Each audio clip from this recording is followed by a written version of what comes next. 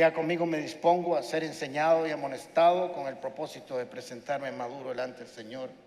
La gracia del Señor abre las puertas y el carácter las mantiene abiertas. ¿Cómo se sentiría usted si su líder, quien dijo que iba a salvar a la humanidad, al pueblo, que había hecho milagros y prodigios, y de pronto usted lo ve en la cruz, muriendo, muerto? ¿Qué pensaría usted si ve a su líder diciéndole al Padre: ¿por qué me has abandonado? ¿Qué pensaría usted como Lázaro, que Jesucristo lo había resucitado, pero él no se podía bajar de la cruz? Pudo sanar a enfermos, liberar a gente endemoniada, pero él estaba en una posición de derrota, crucificado, humillado. ¿Qué haríamos usted y yo? ¿Qué pensaríamos? ¿Qué pensaría la hija de Jairo, que había sido resucitada? Necesitamos comprender la trascendencia de la resurrección, porque mientras no la comprendamos correctamente, le aseguro que su vida de fe no va a cambiar. Hasta que usted no vea la tumba vacía y entienda el significado, la trascendencia, la importancia de esa resurrección, usted y yo tendremos una vida mediocre desde el punto de vista de la fe. Así sentían los discípulos cuando Jesucristo murió. Así se sentían ellos, confundidos, no sabían qué hacer, estaban dispersos, estaban temerosos. Para algunos, los líderes judíos, y para los romanos había terminado una pesadilla, pero para los discípulos era un tiempo de confusión. Lucas capítulo 24 nos habla de que iban dos hombres caminando hacia Emaús, y Jesús los oye ya resucitados discutir y dice: ¿qué es lo que ha pasado?, les pregunta Jesús. Lo de Jesús de Nazaret, le contestan ellos, era un profeta, poderoso en obras, en palabras, delante de Dios y de todo el pueblo. Los jefes de los sacerdotes, nuestros gobernantes, lo entregaron para ser condenado a muerte y lo crucificaron. Ahora, si usted lee este texto que voy a seguir leyendo, se da cuenta que ellos están describiendo exactamente lo que Jesús había hecho y lo que le habían hecho. Pero lo que no se estaban dando cuenta es que estaban recordando más de 300 profecías que habían y hay todavía acerca del nacimiento, muerte, crucifixión y resurrección de Cristo. Más de 300 profecías se cumplieron en una semana. Pero ellos están confundidos, están tristes. Su líder ha muerto, se han dispersado las ovejas. Y le están contando a este señor que se encuentran ahí caminando lo que le ha sucedido a este Jesús. Pero miren lo que dice en el 21: pero nosotros abrigábamos, o sea, ya no, la esperanza de que Él era quien redimiría a Israel. Es más, hace 3 días que sucedió esto. Sí, ya tiene 3 días de muerto. ¿Qué vamos a hacer? También algunas mujeres de nuestro grupo nos dejaron asombradas esta mañana cuando temprano fueron al sepulcro, pero no hallaron su cuerpo. Vea qué tragedia. Fueron a buscar el cuerpo, pero no estaba. Era lo mejor que podía pasar. Era lo mejor que podía haber sucedido en la vida de fe de sus discípulos. Pero en su confusión, en su angustia, en su temor, no podían visualizar correctamente lo que había sucedido esa mañana.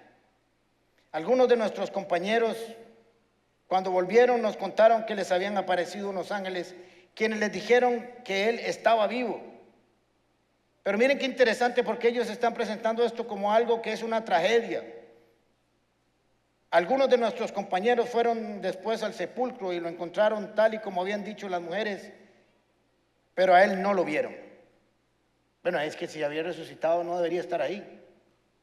Sin embargo, ellos lo estaban viendo como un asunto confuso. Ahora Jesús les dice: qué torpes son ustedes, les dijo. Qué tardos de corazón para creer todo lo que habían dicho los profetas. ¿Acaso no tenía que sufrir el Cristo estas cosas antes de entrar en su gloria? Entonces, comenzando desde Moisés y por todos los profetas, les explicó lo que se refería en las Escrituras. Ellos le están contando a Jesús la tragedia que están viviendo. Y Jesús les dijo, qué torpes.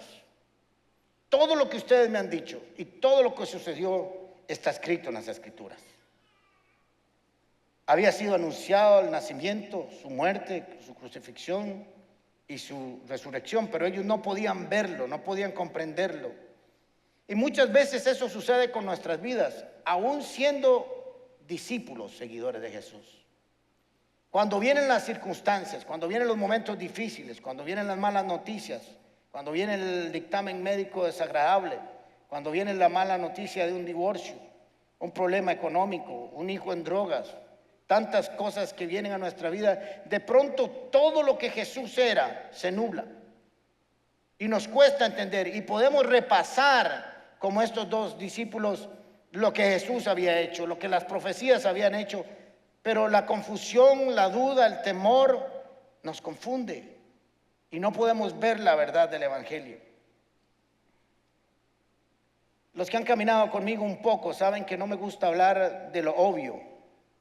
No me gusta hablar en Navidad de Navidad porque todo el mundo sabe que va a venir y va a escuchar de Navidad. No me gusta hablar del Día del Padre porque todo el mundo sabe que van a hablar del Día del Padre.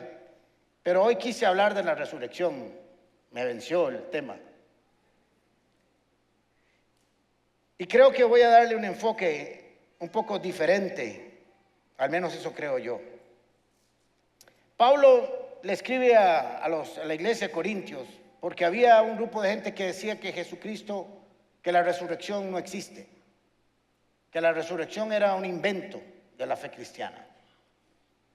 Y en el capítulo 15, versículo 13, Pablo les escribe y les dice, si no hay resurrección, entonces ni siquiera Cristo ha resucitado. Y si Cristo no ha resucitado, nuestra predicación no sirve para nada y tampoco la fe de ustedes. Eso le está escribiendo a los corintios, pero quiero decirle que hay momentos en nuestras vidas que si no comprendemos y si no está en nuestro corazón grabado el poder de la resurrección de Cristo, podríamos caer en lo mismo que habían caído en la iglesia de Corintios. Podríamos tener duda y podría nuestra fe no servir de mucho. Aún más, resultaríamos falsos testigos de Dios por haber testificado que Dios resucitó a Jesucristo, lo cual no habría sucedido si en verdad los muertos no resucitan. Porque si los muertos no resucitan, tampoco Cristo resucitó. Y si Cristo no ha resucitado, la fe de ustedes es ilusoria y todavía están en sus pecados. En este caso también están perdidos los que murieron en Cristo.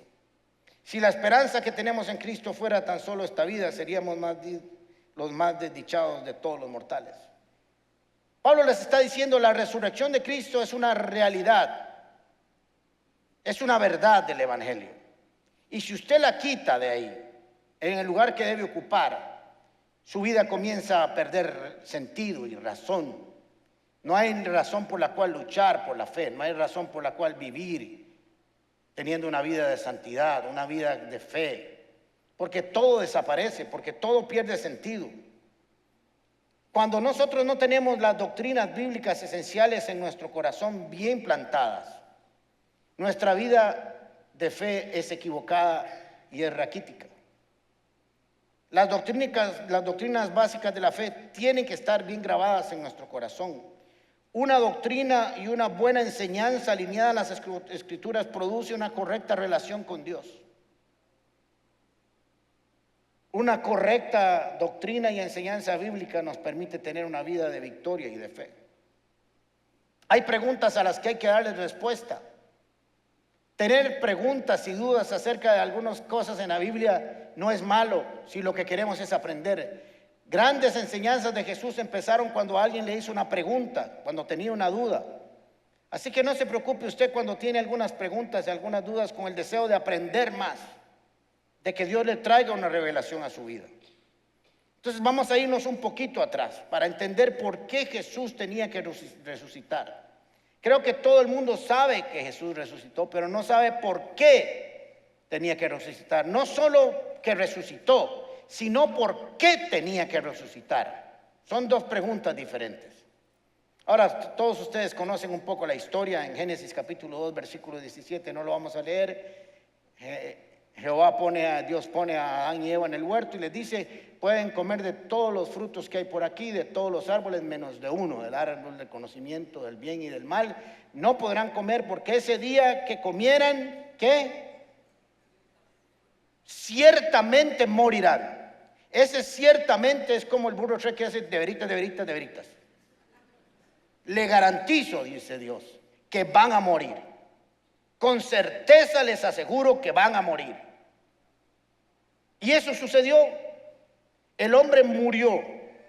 En el capítulo 3 comieron del fruto, abrieron sus ojos a lo bueno y a lo malo y pecaron. No es que se equivocaron, es que pecaron, fallaron, desobedecieron, como hemos hecho cada uno de nosotros. Y como había una ley, se ejecutó la sentencia.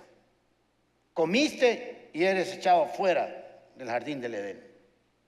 Son expulsados de la presencia de Dios.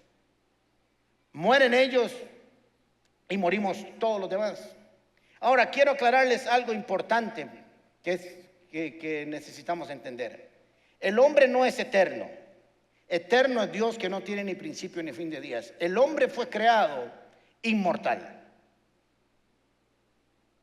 El hombre, cuando fue puesto en el jardín del Edén, fue creado inmortal. Tiene un principio, pero no tiene fin de días. Dios sí es eterno. Entonces, cuando el hombre peca, pierde esa característica de inmortalidad, porque muere. Si come de la fruta y muere, es porque si no come de la fruta nunca va a morir. ¿Es cierto? ¿O no?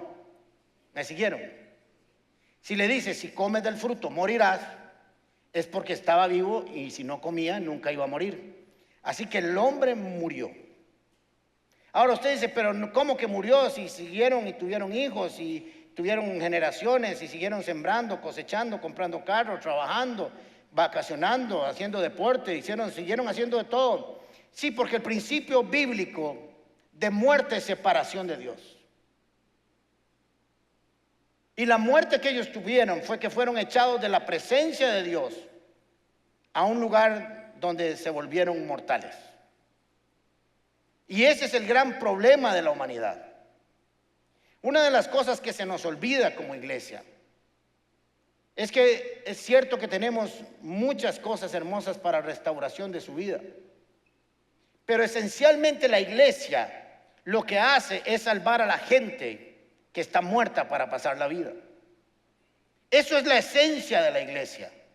Cuando perdemos esa dirección, cuando perdemos el sentido de que nosotros rescatamos a la gente que está muerta, le predicamos el evangelio del Señor Jesucristo y la llevamos de muerte a vida, esa es la obra de la iglesia. Y después hace un montón de cosas adicionales. Entonces la muerte no existía hasta que ellos comen. 1 Corintios capítulo 15, versículo 21 dice: de hecho, ya que la muerte vino por medio de un hombre, también por medio de un hombre vive la resurrección de los muertos. Pues así como en Adán todos mueren, también en Cristo todos volverán a vivir.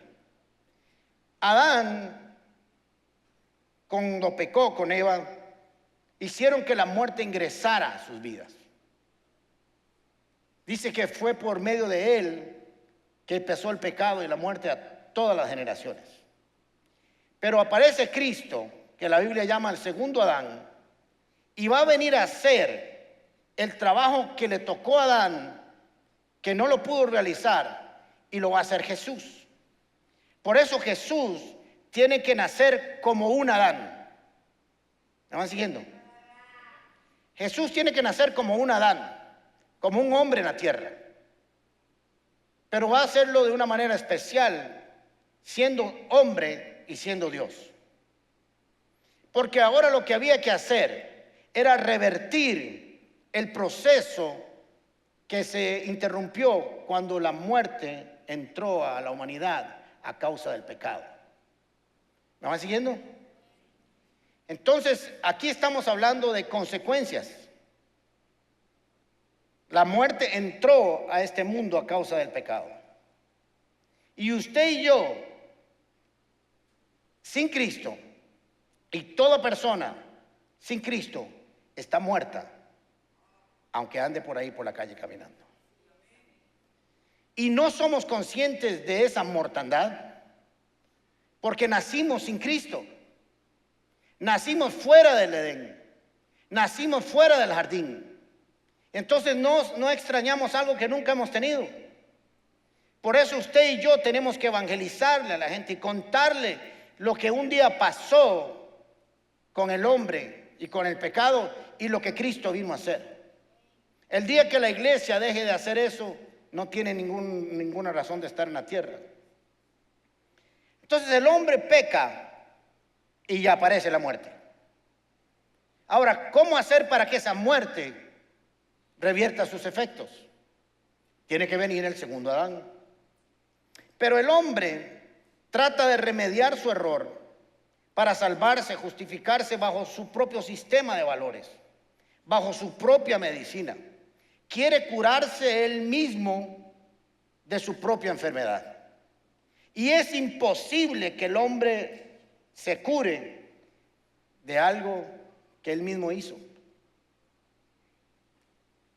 Quedaron desnudos, expuestos a los daños del pecado.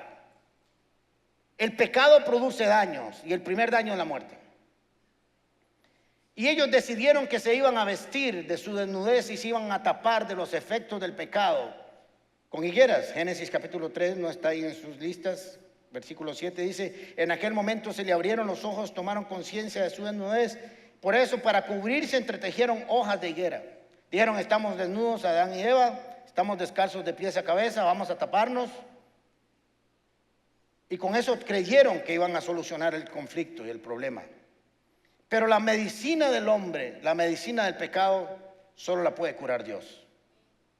Y el hombre ha establecido reglas, religiones, filosofías, conductas, pensamientos para curarse a sí mismo de los efectos del pecado. Ahora piense usted, si usted va a un banco y le presta 1.000.000 de colones y le dice el banco que le tiene que pagar 1.000 colones al mes, y al siguiente mes usted viene con una caja de aguacates y le dice: tome, aquí le voy a pagar la primera cuota. ¿Y el banco qué le va a decir? Vaya viéndolos y me trae la plata. No, es que yo he decidido que yo le voy a pagar con aguacates este mes, y el otro mes se lo voy a pagar con tomates, y el otro mes se lo voy a pagar con zanahorias, y el banco le va a decir: llame al abogado para que lo ejecute de una vez. Eso mismo sucede con el hombre, con Dios. El hombre ha tratado de buscar su propia medicina, ha tratado de buscar su propio remedio, pero es imposible que lo haga, porque el que puso la ley y la ejecutó fue Dios. Es Dios el que establece la forma en que se paga los efectos del pecado. Entonces el hombre se vistió de higueras, de hojas, pero Dios le dijo: un momentito, usted no se viste con lo que usted quiera, yo lo voy a vestir. Génesis capítulo 3 versículo 21 dice: el Señor hizo ropa de pieles para el hombre y su mujer y los vistió. Les quitó su propia vestimenta y les puso la vestimenta de Dios. Ahora, la diferencia entre un traje de hojas de higo y un traje de piel es que en el de piel alguien murió. Para que se hicieran un traje de pieles, alguien tuvo que morir, alguien tuvo que derramar su sangre para vestirlos de la consecuencia del pecado. Por eso Jesucristo tuvo que morir como el Cordero de Dios que quita el pecado del mundo, porque alguien tenía que pagar los daños del pecado. Así que nace todo un plan, ustedes lo conocen, acerca de todo lo que Jesús le explicó a sus discípulos en camino a Emaús. Y dice que comenzó a explicarle desde Moisés hasta los profetas, para que pudieran entender el propósito divino de lo que había pasado esa semana. El pecado cobra una factura. Romanos capítulo 6, versículo 23 dice, porque la paga del pecado es muerte. El pecado se paga. Señoras y señores, quisiera tener un mensaje un poco diferente, pero no hay otro. El pecado se paga con la muerte. No hay otra forma. Porque la paga del pecado es muerte, mientras que la dádiva de Dios es vida eterna en Cristo Jesús, Señor nuestro. Lo voy a leer en la Nueva Traducción Viviente. Pues la paga que deja el pecado es la muerte, pero el regalo que Dios da es la vida eterna por medio de Cristo Jesús, Señor nuestro. La salvación del hombre no se paga. Se pagan las consecuencias del pecado, pero la salvación no se paga. La salvación se cree. Es gratis. Porque no hay nada que el hombre, que usted y yo podamos hacer, que pueda superar la obra de Jesús en la cruz del Calvario para resucitar al tercer día. Si usted cree que es más gato que Jesús y que puede ir a la cruz y resucitar al segundo día, que Dios lo acompañe. Es imposible mejorar la obra de Jesucristo. Hay una deuda que pagar. La paga del pecado es muerte. Así que tenemos que pagar una deuda que tenemos con el pecado, y por eso el pecado ha venido a cobrar su deuda de muchas maneras en la humanidad. Odio, rencor, traiciones, homicidios, borracheras, vicios, traiciones, todo lo que usted y yo conocemos. Ahora miren qué interesante, porque el tema del Nuevo Testamento, 110 veces aparece la palabra salvación en el Nuevo Testamento. El tema del Nuevo Testamento es la salvación. El tema del Nuevo Testamento es Jesucristo, que es la salvación de Dios para el hombre. Miren cuando los ángeles les anunciaron a los pastores que había nacido Jesús. Lucas capítulo 2, versículo 11 dice, hoy les ha nacido en la ciudad de David un Salvador, que es Cristo el Señor. Y cuando el ángel se le aparece a José en sueños, en Mateo 1:21 dice, dará a luz un hijo y le pondrás por su nombre Jesús, porque él salvará a su pueblo de sus pecados. Señoras y señores, el cristianismo es un asunto de vida o de muerte. Es un asunto de si usted decide vivir con su pecado, cuya paga es la muerte, o decide creer en Jesús, cuyo regalo es la vida eterna. El pecado es muerte, Jesús es la vida. Ahora necesitamos entender por qué Jesús entonces tenía que resucitar. Porque si la muerte entró a través de Adán, ¿cómo hacer para vencer a la muerte? Solo resucitando y pagar la deuda que se tenía con la muerte a través del pecado. Juan capítulo 20, versículo 31 dice, pero estas cosas se han escrito para que ustedes crean. Para que ustedes crean, no para que hagan buenas obras, sino para que ustedes crean. Las buenas obras son el resultado de haber creído. No dice que la salvación viene a través de hacer obras, de ser bueno. La salvación viene a través de creer que la obra que hizo Jesucristo es una obra sustitutiva. O sea que todo lo que Jesús padeció y sufrió me tocaba pasarlo a mí y a usted. Pero estas cosas se han escrito para ustedes, para que ustedes crean que Jesús es el Cristo, el Hijo de Dios viviente, y para que al creer en su nombre tengan vida. Es imposible tener vida sin Jesús. Ahora nosotros hemos confundido dos cosas, respirar y caminar con vida. Eso no es vida.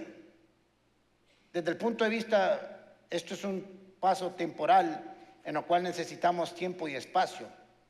Pero usted y yo continuaremos por los siglos de los siglos en el sótano o en el penthouse. Esa es la realidad bíblica. Me gustaría tenerle otra, pero esa es la realidad bíblica. Cuando manejamos bien este concepto, nuestra vida comienza a cambiar. porque entonces nos damos cuenta que lo que necesitamos es una profunda fe para creer lo que Jesús hizo por nosotros. Quiero decirles que tal vez no somos conscientes, pero allá afuera hay millones de personas que creen que usted y yo somos unos tontos al creer en Jesús. Y tal vez desde su óptica lo somos, pero desde el punto de vista de Dios somos los hombres y las mujeres más sabias que caminan sobre el planeta Tierra. Efesios capítulo 2, versículo 8 y 9 dice: Dios los salvó por su gracia cuando creyeron. La salvación es por gracia, y la gracia es el concepto de favor inmerecido. Ustedes no tienen ningún mérito en esto, es un regalo de Dios. La salvación no es un premio por las cosas que hayamos hecho, así que ninguno de ustedes puede jactarse de ser salvo. La salvación tiene que ver con la obra de Jesucristo y no con nuestra obra. Ahora, cuando manejamos este concepto entonces de muerte y vida, muerte alejado de Cristo, vida en Cristo Jesús, vienen como consecuencias también que traen y efectos que trae la vida. Así como el pecado trae la muerte, y la muerte trae la desilusión, el dolor, las tinieblas, la enfermedad, la tristeza, las traiciones, y todo lo malo viene con la muerte y trae sus consecuencias. Así, cuando ingresamos a la vida en Cristo Jesús, también tiene efectos sobre nosotros. La palabra que aparece ahí, que se traduce salvación en el Nuevo Testamento, es la palabra sozo, S-O-Z-O, que en griego es sozo, y significa lo siguiente: salvación, salvar a alguien cuando está perdido. Sanidad, mantenerse sano y salvo. Eso significa también el concepto de sozo. No es ese esa es otra cosa. Liberación, rescate del peligro de destrucción, de liberar del castigo del juicio. Incluye protección, defensa, beneficio, auxilio. Implica plenitud del alma y del espíritu. Implica una experiencia relacional cercana con aquel que da la salvación. Todo eso con el concepto de salvación. Así que por eso Jesucristo varias veces sanó y le dijo: sé salvo, sozo, porque implica no solo la sanidad, sino la salvación, el bienestar para la persona que lo recibía. Ahora, quiero decirles algo que pocas veces he dicho desde el púlpito. No se asusten. Pero quiero decirles que el infierno existe. Tal vez no lo decimos por un concepto técnico o por una estrategia para llamar a la gente a acercarse a Cristo.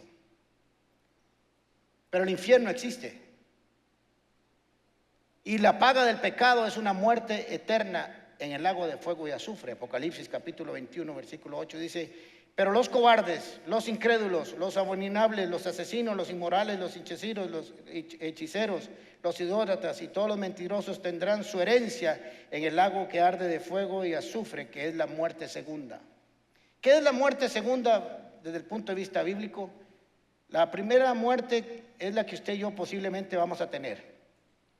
Un día de estos dejamos de respirar, nos meten en una cajita o nos incineran y nos vamos a la presencia del Señor.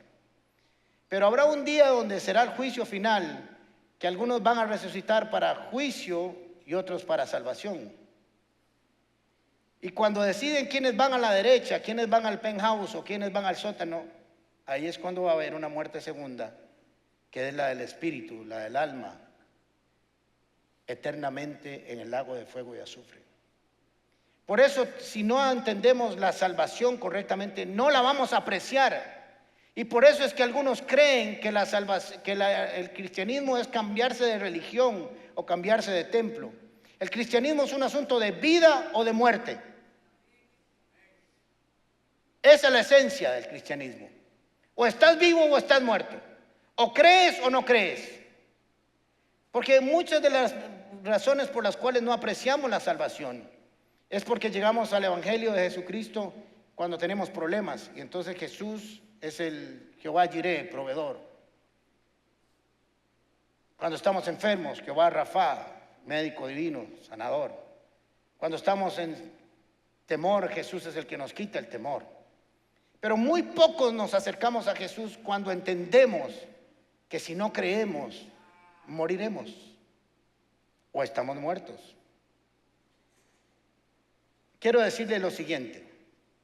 Jesús está hablando con Marta cuando murió Lázaro y le dice en el Juan capítulo 11, yo sé que resucitará, le dice Marta, resucitará en la resurrección en el día final. Entonces Jesús le dijo, yo soy la resurrección y la vida. El que cree en mí vivirá, aunque muera. Y todo el que vive y cree no morirá jamás. ¿Crees esto? Y le dijo, sí creo. Y esa es la salvación. Por eso Jesús tenía que resucitar. Porque todo el poder y el daño que hizo la muerte, el pecado, que nos mató de la relación con Jesús. Cuando Jesús resucita, le dice al pecado, yo pagué por la humanidad entera y ya no tienes efectos en todos aquellos que creen en mí. Bajé a donde van los muertos.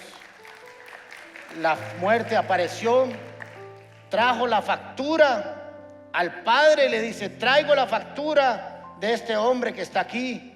Y el Padre dijo, no lo puedes condenar porque no hubo pecado en él. Y resucita. Y resucita todos aquellos que creen que Él es el camino, la verdad y la vida.